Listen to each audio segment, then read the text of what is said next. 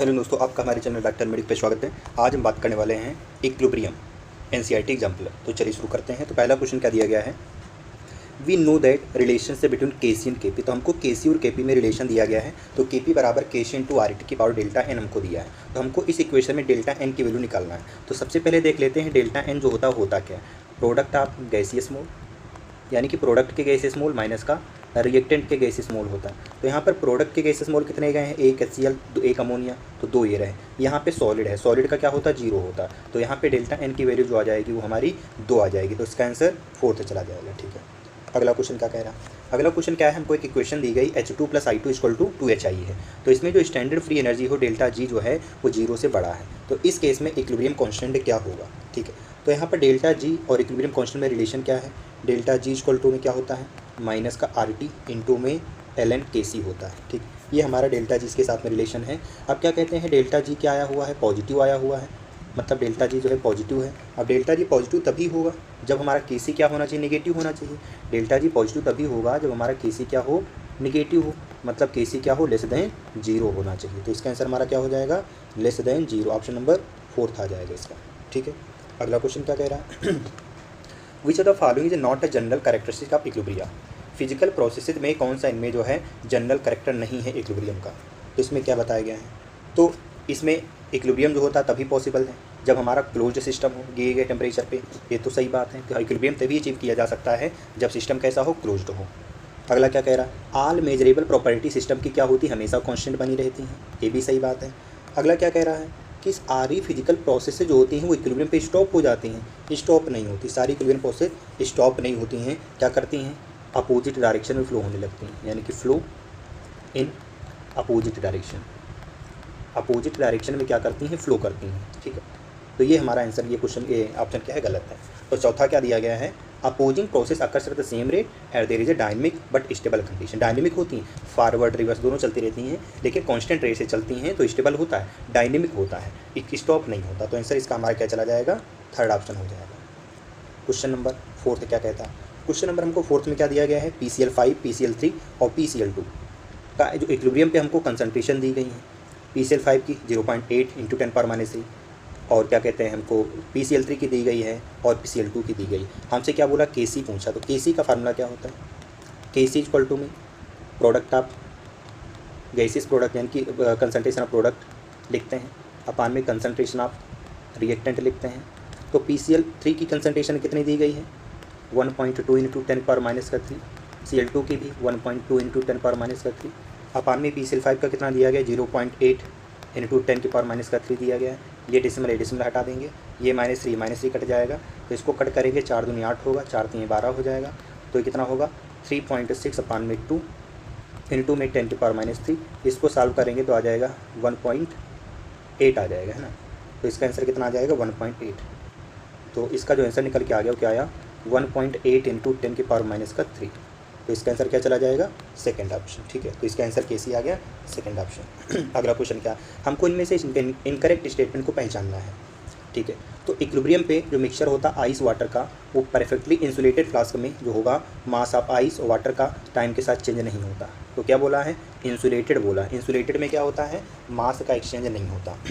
अगला क्या कह रहा है, इंटेंसिटी जो है रेड कलर का, जब ऑक्जेलिक एसिड के साथ जब ऐड किया जाता है आयरन नाइट्राइड को और पोटेशियम थायोसाइनेट को, तो उसका रेड कलर की इंटेंसिटी क्या होती है, बढ़ती है। तो ये बढ़ती नहीं है, यहाँ पे क्या होना चाहिए था, डिक्रीजेस। तो घटती है हमारी इंटेंसिटी जो इसकी। क्यों, क्योंकि यहाँ पर आयरन जो होगा वो कॉम्प्लेक्स बनाने लगता है। तो रिएक्शन कैसी हो जाती है, रिएक्शन जो चलती है वो बैकवर्ड डायरेक्शन में चलने लगती है, जिसकी वजह से क्या होगा, जो रेड कलर की कंसंट्रेशन होती है, रेड कलर जो होगा इंटेंसिटी उसकी घटने लगेगी। तो आंसर हमको इनकरेक्ट पूछा था, तो इसका आंसर सेकंड होगा। आगे भी पढ़ लेते हैं। अगर हम कैटलिस्ट को अगर ऐड करते हैं तो वो कैटलिस्ट जो है इक्विलिब्रियम को इफेक्ट नहीं करता, इक्विलिब्रियम को केवल टेम्परेचर ही इफेक्ट करता है। इक्विलिब्रियम कांस्टेंट जो होता है वो निगेटिव होता है।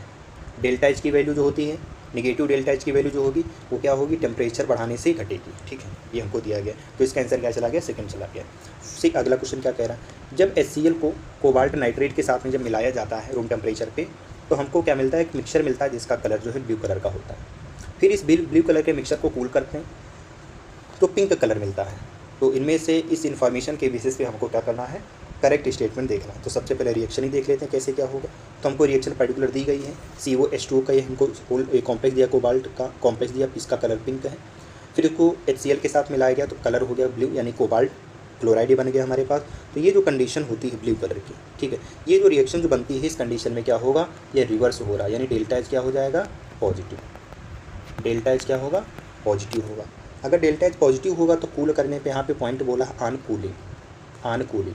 तो कूलिंग करने पे क्या होता है, टेम्परेचर क्या होता है, कूलिंग करने पे इक्विलिब्रियम जो होती है बैकवर्ड शिफ्ट करती है। तो ले क्या लिख सकते हैं, on cooling equilibrium, on cooling equilibrium shift backward direction. Cool करने पर इक्विलिब्रियम जो है बैकवर्ड डायरेक्शन में शिफ्ट हो जाता है। इसका मतलब क्या, रिएक्शन कैसी है, इंडोथर्मिक है। रिएक्शन इंडोथर्मिक मतलब डेल्टा H क्या होगा, पॉजिटिव होगा। तो इसका आंसर क्या चला गया, डेल्टा H ग्रेटर देन 0, यानी पॉजिटिव है। अगला क्वेश्चन क्या है, pH जो है न्यूट्रल वाटर का 25 डिग्री सेल्सियस पे, pH जो है न्यूट्रल वाटर का 25 डिग्री सेल्सियस पे 7 है। तो टेम्परेचर बढ़ाते हैं तो उसका क्या होगा, आयोनाइजेशन पानी का बढ़ता है। तो H+ आयन कंसनट्रेशन और OH आयन कंसनट्रेशन जो होती है बराबर होती हैं। तो 60 डिग्री सेल्सियस पे प्योर वाटर का pH क्या होगा, ये हमसे पूछा है। तो हम देख लेते हैं, pH जो है कितने पे, 25 पे। तो लिख सकते हैं एट 25 डिग्री सेल्सियस पे जो होगा वो pH हमको दिया गया कितना, 7 दिया गया। मतलब जो कंसनट्रेशन ऑफ H+ आयन है वो बराबर है कंसनट्रेशन ऑफ OH- आयन के, जो कितना होगा 10⁻⁻7 होगा, ठीक है। तो यहाँ से हम प्रोडक्ट, वाटर का प्रोडक्ट निकाल सकते हैं, यानी H+ आयन की कंसनट्रेशन इंटू OH- आयन की कंसनट्रेशन। तो 10⁻⁻7 इंटू 10⁻⁻7 ये निकल के आ जाएगा 10⁻⁻14, ठीक है। यहाँ पे H+ आयन की कंसनट्रेशन इतनी है, ठीक है। अब क्या करते हैं, H+ आयन की कंसनट्रेशन जो है हमारी वो बराबर है किसके, OH- आयन की कंसनट्रेशन के। तो हीट करने पर क्या होता है, क्या लिख सकते हैं, ऑन हीटिंग। हीट करने पर क्या होगा, हीट करने पे क्या होता है हमारा, KW बढ़ता है। हीट करने पर KW इंक्रीज होगा। इसका मतलब क्या है, जो H+ आयन की कंसनट्रेशन और OH- आयन की जो कंसनट्रेशन, इसका प्रोडक्ट क्या होगा, 10⁻⁻14 से बड़ा होगा, ठीक है। जब ये दोनों बड़ा हो जाएगा तो यहाँ पे हम क्या लिख सकते हैं, ये H+ आयन और OH- आयन की कंसनट्रेशन तो बराबर है, H+ आयन बराबर OH- आयन की कंसनट्रेशन, ठीक है, ये बराबर है। तो यहाँ से ला सकते हैं, इसको लिख सकते हैं H+ आयन की कंसनट्रेशन इसका स्क्वायर हो जाएगा, क्योंकि दोनों बराबर कर देंगे तो यह आ जाएगा 10⁻⁻14। तो यहाँ से जो हमारा जो H+ आएगा, वो निकल के आ जाएगा कितना, ग्रेटर देन 10⁻⁻7। यानी टेम्परेचर बढ़ाने से क्या होता है, टेम्परेचर बढ़ाने से KW की वैल्यू बढ़ती है। KW की वैल्यू बढ़ेगी तो pH क्या होगा, कम होगा। तो pH क्या होता है, घट जाता है। तो टेम्परेचर बढ़ाने से टेम्परेचर pH जो होता है घटता है, यानी H+ आयन 10⁻�7 हुआ तो pH क्या हो जाएगा, लेस देन 7 हो जाएगा। तो इसका आंसर क्या होगा, इसका आंसर 3rd चला जाएगा। ऐसा क्वेश्चन देने की संभावनाएं हैं,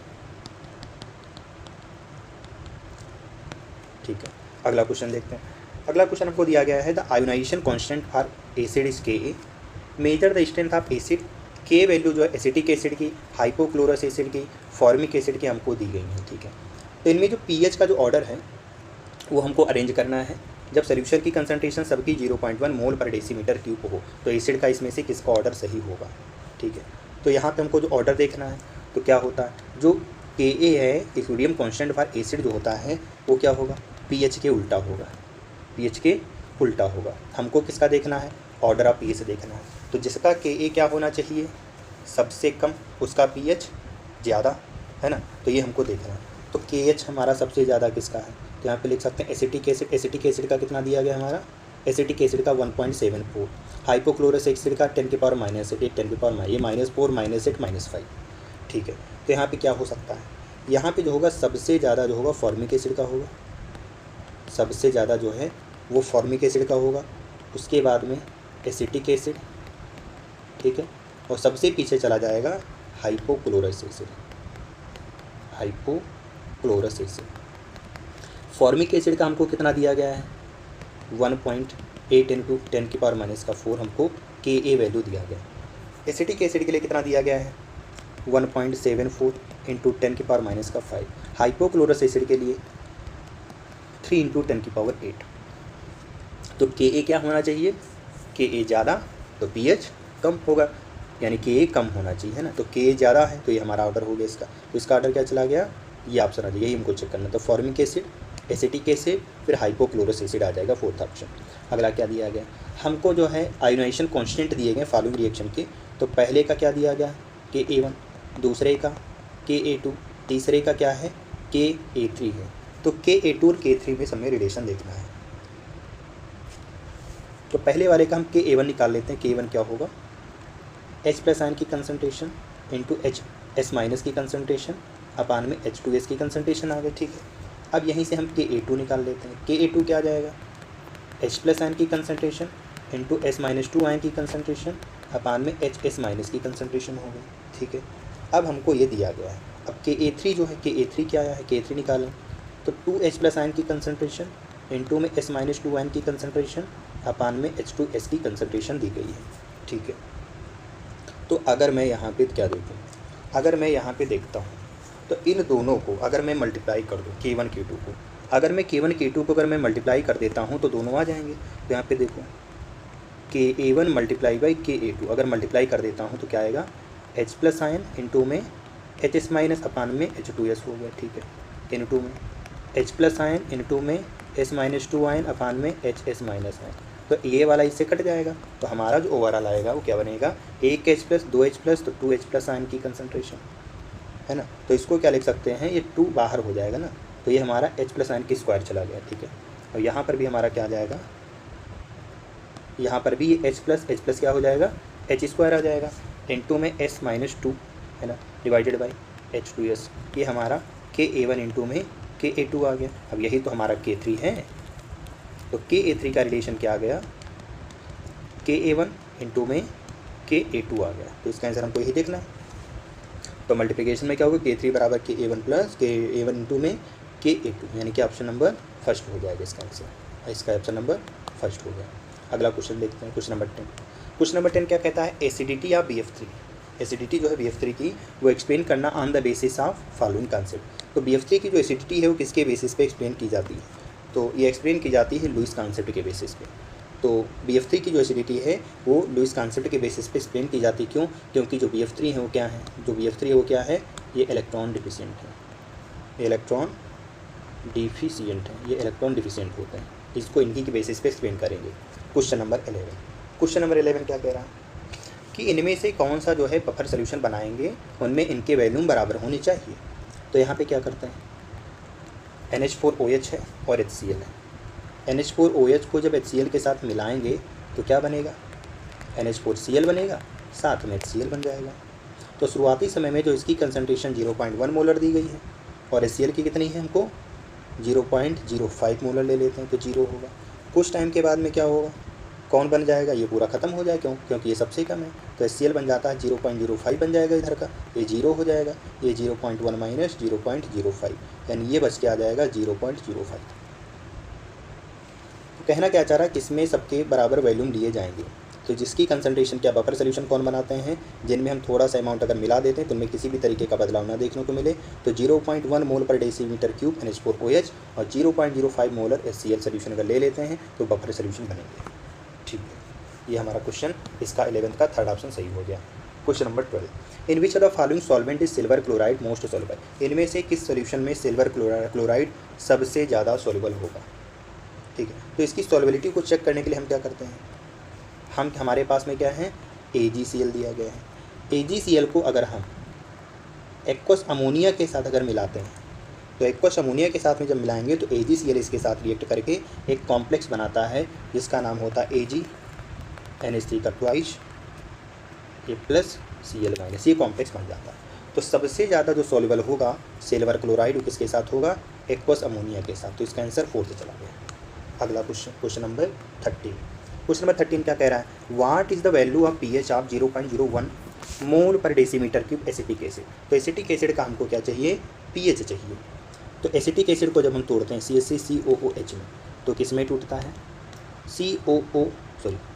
CH3, इसको जब तोड़ेंगे तो इसमें टूटेगा CH3COO माइनस में टूटता है, साथ में H+ आयन में टूटता है, ठीक है। ये हमारा टूटा। अब यहाँ पर हमको K की वैल्यू दी गई कितना, 1.74 इंटू 10⁻⁴, ये हमको K की वैल्यू दी गई, ठीक है। तो जो H प्लस आयन की कंसनट्रेशन का फार्मूला है के और कंसनट्रेशन के साथ में, वो क्या है, अंडर रूट के सी, के इंटू में सी। ये कहाँ से आया, के बराबर में आ जाएगा हमारे पास सी, ये है ना, तो के बराबर इसकी कंसनट्रेशन अपान में ओरिजिनल आ जाएगी। तो H प्लस आयन की कंसनट्रेशन का डायरेक्ट फार्मूला होता है अंडर रूट के इंटू में सी। के की वैल्यू 1.74 इंटू में 10⁻⁴। अब कंसनट्रेशन कितनी दी गई है, 0.01 इंटू में 0.01, इसका ले लेंगे अंडर रूट, तो इसको लिख सकते हैं अंडर रूट 1.74 इंटू में 2 डेसिमल हटेगा तो 10⁻⁷ आ जाएगा। इसको जब सॉल्व करते हैं तो कितना आ जाता है, तो इसका जो H प्लस आयन निकल के आ जाएगा, इसको लिख सकते हैं 17.4 इंटू 10⁻⁸ का अंडर रूट, तो ये हमारा 10⁻⁴ बाहर आ जाएगा, और अंडर रूट 17 को क्या बोलते हैं, 4.17 आ जाएगा। तो जो H प्लस आयन की कंसनट्रेशन आई वो 4.17 इंटू 10⁻⁴ आ गई, ठीक है। तो यहाँ से हम pH ला सकते हैं। pH क्या होता है, -log/10 H प्लस आयन की कंसनट्रेशन। तो यहाँ से क्या लिखेंगे, -log/10 H प्लस आयन कितना है, 4.17 इंटू 10⁻⁷। तो यहाँ से जब हम लॉग निकालते हैं तो इसको हम क्या लिख सकते हैं, इसको लिख सकते हैं माइनस का log/10 4.17 है ना, प्लस के साथ में, फिर ये माइनस का हो जाएगा है ना, प्लस के साथ में माइनस का log/10 इंटू 10⁻⁴। तो यहाँ से हमारी जो ये log 4 की वैल्यू कितनी होगी, ठीक, ये log 4.17, log 4 की वैल्यू कितनी हो जाती है, log 4 की वैल्यू होती है 0.47, ठीक है। तो log 4 की होती है माइनस का 0.47 आ जाएगी, ये प्लस के साथ, ये माइनस, ये 4 आगे आ जाएगा, तो इंटू में माइनस का 4, log 10 की वैल्यू 1 आ जाती है, तो ये 4 आ जाएगा, ठीक है। तो आंसर क्या आएगा, ये हमारा जो निकल के आएगा वो क्या होगा, 4 माइनस का 0.47, 4 से 4.7 जाएगा तो कितना बचेगा, सॉरी ये 4 है ना, 4.7, तो लगभग जो है 3.4 के आसपास आ जाएगा आंसर। तो इसकी वैल्यू जो होती है 4.17 की वैल्यू जो आ जाती है, ये लगभग जो है 0.67 समथिंग आती है ना। तो इसकी आंसर आ जाए लगभग 0.34 आ जाएगी आंसर। तो इसका pH कितना हो गया हमारा, 0.34। इसका आंसर क्या चला गया, फर्स्ट ऑप्शन चला गया। अगला क्वेश्चन कि एसिटिक एसिड का जो इक्विलिब्रियम कांस्टेंट है एसिड का हमको दिया गया है 1.8 इंटू 10⁻⁵ दिया गया है। के भी हमको बेस का दिया गया है, तो हमको pH चाहिए किसका, अमोनियम एसिटेट आयन का चाहिए, ठीक है। तो हम देखते हैं क्या हमको जो दिया गया, Ka दिया गया है 1.8 इंटू 10⁻⁷ किसका है, एसिटिक एसिड का है, ठीक है। और जो Kb जो दिया गया है वो 1.8 इंटू 10⁻⁵ ये किसके लिए है, बेस के लिए, कौन है, NH4OH के लिए है, ठीक है। तो यहाँ से जो pH होता है, सॉल्ट का फार्मूला क्या होता है, 7 प्लस pKa माइनस का pKb डिवाइडेड बाई 2 होता। तो pH बराबर 7 plus pKa minus pKb divided by 2। तो 7 प्लस के साथ pK कहाँ से लाएंगे, pK लाते हैं माइनस का log Ka है ना, माइनस का इसका लिखेंगे तो माइनस माइनस प्लस हो जाएगा, प्लस का log Kb लिख सकते हैं, अपान में 2 आ जाएगा। तो यहाँ से जब वैल्यू रखते हैं ये 7, ये माइनस हो जाएगा है ना, 7 माइनस का log Ka, तो इसकी वैल्यू कितनी आ जाएगी, अगर मैं log Ka की वैल्यू निकालूँ, log Ka कितना है, log इंटू 1.8 इंटू 10⁻⁵, इसकी वैल्यू जब निकालता हूँ तो ये हमारे पास निकल के कितनी आती है, 4.74 आती है, ठीक है। और log Kb की वैल्यू भी इतनी दी गई है, log Kb कितना है, log 1.8 इंटू 10⁻⁵, इसकी वैल्यू भी निकल के आती है 4.74 आती है। तो यहाँ पे हम रख सकते हैं 4.74, ये प्लस के साथ 4.74 डिवाइडेड बाई 2, ये तो कट जाएगा 0, तो ओवरऑल आंसर क्या आ जाएगा, 7। तो हमारा जो सोल्यूशन होगा वो क्या होगा, 7 आ जाएगा, है ना, हमारा सोल्यूशन क्या होगा, 7 हो जाएगा। तो pH क्या होगा इसका, pH आ जाएगा 7, pH इसका हो गया 7 हो गया, ठीक। इसका pH निकल के आ गया 7, ये रहा आंसर। अगला क्वेश्चन देखते हैं, क्वेश्चन नंबर 15। क्वेश्चन नंबर 15 क्या कह रहा है, हमको इनमें से करेक्ट स्टेटमेंट देखना है हाफ कंप्लीशन ऑफ रिएक्शन। जब रिएक्शन हाफ कंप्लीट हो जाती है तब हमको देखना है। तो क्या है, ए से बी बन रहा है, ठीक है। तो यहाँ से हमको क्या पता है कि रिलेशन होता है डेल्टा जी का के के साथ में, डेल्टा जी इक्वल टू में माइनस RT ln K होता है, माइनस RT ln K होता है, ठीक है। तो हम यहाँ से लिख सकते हैं क्या, इक्विलिब्रियम पे जब हाफ सेल कंप्लीशन हो जाती है तो ए की कंसंट्रेशन बी की कंसंट्रेशन बराबर होती है, कब, at half completion. Half completion में क्या होगा, ए और बी की कंसंट्रेशन बराबर होती है, तो उस कंडीशन में इक्विलिब्रियम कांस्टेंट 1 के बराबर होता है। जब इक्विलिब्रियम कांस्टेंट 1 के बराबर होगा तो ना तो एनर्जी एब्जॉर्ब होगी ना तो एनर्जी रिलीज होगी, तो उस केस में डेल्टा जी क्या हो जाएगा हमारा 0 हो जाएगा। तो इसका आंसर फर्स्ट हो गया। चलो अगला क्वेश्चन देखते हैं क्या कह रहा। On increasing the pressure, pressure को बढ़ाने से जो डायरेक्शन होती है गैस फेज में वो रीस्टेबलाइज हो जाती, इक्विलिब्रियम को रीस्टेबलाइज कर देती है। तो जब लीच एटिव प्रेस पर जब अप्लाई करते हैं तो हमको एक रिएक्शन दिया गया, मान लेते हैं N2+3H2 से 2 अमोनिया बन रहा है, ठीक है। तो इनमें से कौन सा स्टेटमेंट सही है? अगर जो टोटल प्रेशर है इक्विलिब्रियम का वो स्टेब्लिश हो जाए, उसमें बिना टेम्परेचर के बदलाव के क्या हो जाए, उसका प्रेशर क्या हो रहा है, बढ़ रहा हो, तो उसमें क्या हो जाएगा हमारा, अगर टोटल प्रेशर अगर स्टेब्लिश करना है तो बिना टेम्परेचर चेंज किए हुए अगर उसको इंक्रीज कराना है तो के क्या होगा, रिमेंस सेम। तो इस कंडीशन में क्या हो जाता है कि आपका रिमेंस सेम। के तभी चेंज करता है, यानी कि के यहाँ पे क्या है, इक्विलिब्रियम कांस्टेंट है ना, के यहाँ पे क्या है, इक्विलिब्रियम कांस्टेंट। के तभी चेंज होगा only change with change in temperature. जब तक टेम्परेचर नहीं बदलेगा तब तक जो है इक्विलिब्रियम कांस्टेंट नहीं बदलने वाला। तो इसका आंसर क्या हो जाएगा, के विल बी रिमेंस सेम। मतलब इक्विलिब्रियम कांस्टेंट जो है केवल, इक्विलिब्रियम कांस्टेंट जो है केवल किस पे डिपेंड करता है, इक्विलिब्रियम कांस्टेंट जो है केवल डिपेंड करता है किस पे, टेम्परेचर पर डिपेंड करता है। क्वेश्चन नंबर 17, क्वेश्चन नंबर 17 क्या कह रहा है कि what will be the correct order of vapour pressure water acetone and ether. 30 degree Celsius temperature पे हमको वाटर, एसीटोन और ईथर का वेपर प्रेशर को अरेंज करना है। वाटर है the maximum boiling point and ether है the minimum boiling point. Water का सबसे ज़्यादा क्या है, बॉइलिंग पॉइंट है, ईथर का क्या है, मिनिमम बॉइलिंग पॉइंट। जिसका मिनिमम बॉइलिंग पॉइंट होगा वो क्या होता है, लो, वो क्या करेगा, ज़्यादा वेपर प्रेशर रखता है। यानी क्या लिख सकते हैं, ग्रेटर बॉइलिंग पॉइंट होगा तो क्या होगा, lower vapour pressure. Greater boiling point तो लोअर वेपर प्रेशर, अगर लोअर बॉइलिंग पॉइंट तो हाइयर वेपर प्रेशर। तो बॉइलिंग पॉइंट मिनिमम किसका है, ईथर का, तो सबसे ज़्यादा वेपर प्रेशर किसका होगा, ईथर का होगा। ये तो हट गया डायरेक्ट, तो ईथर आ गया। तो इसका आंसर क्या आ जाने की संभावनाएं हैं, तो बी इसका आंसर हो जाएगा। तो इसका आंसर चला गया बी ऑप्शन, ठीक है। तो ईथर का सबसे कम बॉइलिंग पॉइंट है तो इसका वेपर प्रेशर ज़्यादा होगा, वाटर का सबसे ज़्यादा बॉइलिंग पॉइंट है तो इसका वेपर प्रेशर कम हो जाएगा। अगला क्वेश्चन क्या है, हमको इक्विलिब्रियम कांस्टेंट दिया गया इस रिएक्शन के लिए कितना है, 5 है, ठीक है। तो अब Kc क्या हो जाएगा जब इसको डबल कर दिया जाएगा, तो पहले इसका हम Kc लिख लेते हैं। पहले का Kc क्या होगा, HI की कंसनट्रेशन अपान में H2 की कंसनट्रेशन की पावर हाफ इंटू में I2 की कंसनट्रेशन की पावर हाफ हो गया। ये हमको दिया गया कितना, 5 दिया गया Kc। अब क्या करते हैं, इसको डबल कर दिया गया, Kc1 डैश कितना हो जाएगा, H2 की कंसनट्रेशन इंटू में I2 की कंसनट्रेशन अपान में HI की कंसनट्रेशन की पावर, ठीक है। तो अब हम क्या करते हैं, इसको हमें इसी के बराबर लाना है तो हमको करना होगा इसको अगर मैं स्क्वायर कर दूं फिर इसको पलट दूं, तो इसको स्क्वायर करके पलट दूं तो ये Kc क्या हो जाएगा, यहाँ पे हमारा Kc जो होगा हमारा Kc डैश बराबर 1 अपान Kc का स्क्वायर अगर मैं कर दूं तो क्या निकल के आ जाएगा, H2 की पावर 1/2 इंटू में I2 की पावर 1/2 डिवाइडेड बाई HI। तो इसका क्या कर देना, स्क्वायर कर देना, तो ये हमारा Kc1 बन जाएगा, ठीक। तो Kc हमको 5 दिया गया है, तो Kc डैश कितना होगा, 1 अपान में 5 का स्क्वायर बराबर कितना आएगा, 1/25, 1/25 यानी 0.04। ये हमारा Kc डैश आ जाएगा। तो इसका आंसर फर्स्ट हो जाएगा। इसका आंसर क्या चला गया, फर्स्ट चला गया। चलो अगला क्वेश्चन देखते हैं। In which of the following reaction equilibrium remains unaffected. किस कंडीशन में जो है इक्विलिब्रियम अनअफेक्टेड होगा, किस कंडीशन में इक्विलिब्रियम जो है वो अनअफेक्टेड होगा, on addition of small amount of argon in constant value. Argon यहाँ पे क्या है, इनर्ट गैसेज है, तो अगर इनर्ट गैसेज को अगर मिलाते हैं तो इक्विलिब्रियम अनअफेक्टेड होता है, ठीक है।